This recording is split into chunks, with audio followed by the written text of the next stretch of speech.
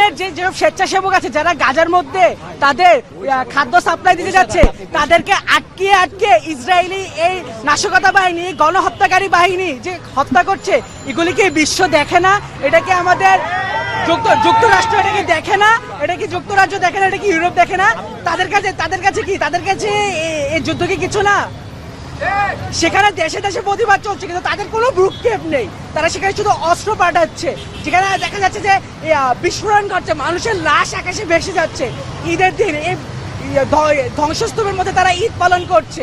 সেখানে পুরো বিশ্ব কোথায়? বিশ্ববিবেক কোথায়? আমাদের শান্তি বাহিনী কোথায়? কোথায় আমাদের ইউএন? কোথায় আমাদের বিশ্ববিবেক? কোথায় আমাদের বিশ্ববিবেক? কোথায় আমাদের বিশ্ববিবেক? Shame on USA! Shame on Israel! Shame on Trump! Shame on Netanyahu!